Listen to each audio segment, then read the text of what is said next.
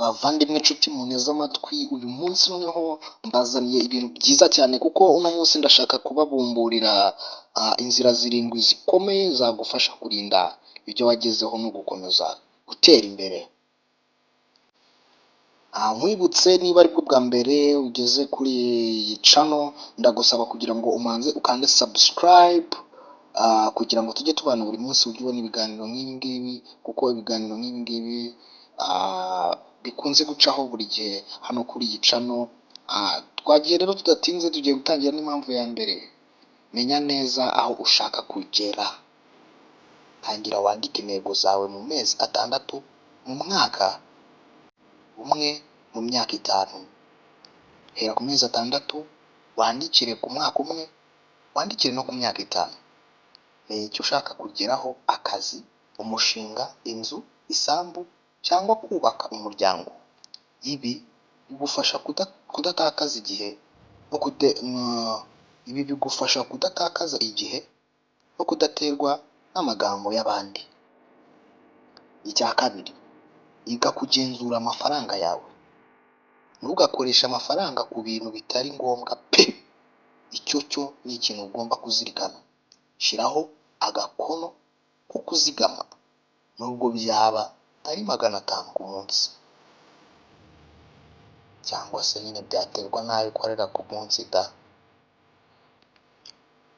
Ujye utekereza mbere yo gukoresha amafaranga yawe.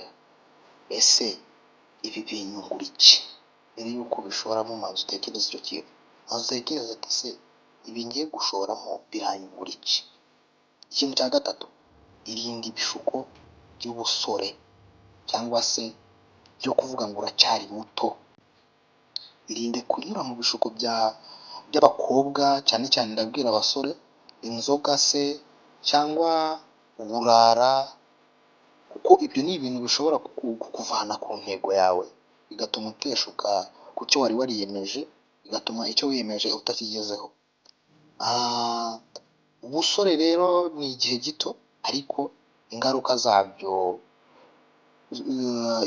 z'ibyo ukoze muri ubwo busore, mu gihe nyine muri icyo gihe cy'ubusore, ingaruka ukozemo zishobora kugukurikirana imyaka myinshi cyane uzabaho ubuzima bwawe bwose. Rero gerageza wiyiteho, wige ubwenge busha, uvumbure mu gihe ukiri umusore ukibifitiye uburyo. Ikintu cya kane rero, shaka abantu bagufasha gutekereza neza. Wowe jya ujyana n'abantu bafite intego, batari abo kugusubiza inyuma. Nyine ntukajyane n'abantu bo kugusubiza inyuma. Ikindi kandi, ukwiye kwirinda abagusaba ibintu byose cyangwa abagutera gukora ibidakwiye. Ukwiye kujya ushaka umujyanama cyangwa umuntu mukuru w'umwizerwa ukamugisha inama. Ujya kugisha inama nacyo ni ikintu gifasha abantu. Ukwiye kugira umuntu ufata nk'umujyanama. Ikintu cya gatanu rero, gira imyitwarire y'ubunyamwuga. Ugomba kugira imyitwarire y'ubunyamwuga. Jya ugaragara nk'umuntu wubaha, ukunda umurimo kandi uzi icyo ashaka. Ntukavuge byinshi, ubikora byinshi. Ibyo ukoze birute ibyo uvuga. Ibyo ukoze bigomba kugaragara cyane cyane, akaba ari nabyo bigusobanura, kuko uko witwara nibyo bizakurinda no gufungurira nyine. Uko witwara nibyo bizagufungurira indi miryango. Uko ukora cyane bigenda bigufungurira indi miryango yindi utari uzi, ukagenda wunguka ubumenyi n'amafaranga binyuze muri ubwo buryo. Ikintu cya gatandatu rero, irinde umuvundo wo gushaka kurongora vuba. Ndabwira abasore cyangwa se n'umukobwa, byaterwa n'uko ubitekereza. Kurongora si intsinzi, ni inshingano pe! Ni inshingano. Ntuzumve ngo ngiye kurongora babishamadukiye, ariko zirikana ko kurongora ni intsinzi. Si intsinzi, ni inshingano.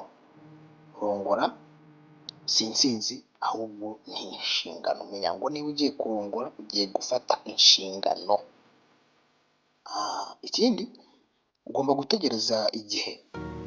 Ufite umutima, amafaranga n'ubushobozi bwo kurengera ibyo wagezeho.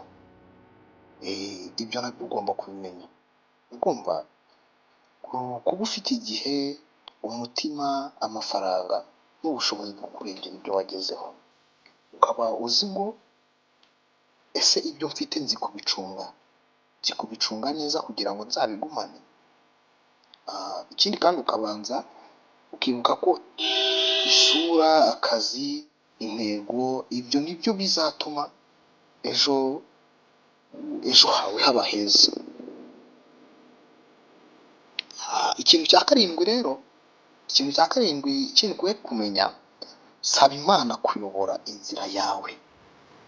Iteka usaba Imana ikurinde ibigeragezo n'abantu bagushukisha ubusa.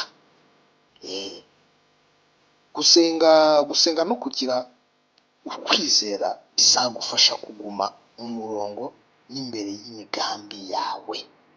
Imana nayo uba ugomba kuyishingikiriza. Ibi byose nkubwiye ntabwo wabyishoboza utari hamwe n'Imana. Niyo mpamvu n'Imana nayo ukwiye kuyibuka kugira ngo igutize imbaraga zo gukora ibi byose tuvuze haruguru. Ndumva rero ari ibyo nashaka kubagezaho. Mbaye mbashimiye, ubundi muzategereza ikindi kiganiro kizaza ubutaha. Nk'ibisanzwe nitwa Olivier. Waguma gukurikirana iyi YouTube channel yanjye yitwa Iga Time. Ikiganiro cyo cyitwa Iga Time. Ni kuri YouTube yanjye nyine ya Olivier Entertainment. Ndabashimiye cyane, mwakoze nawe utaha.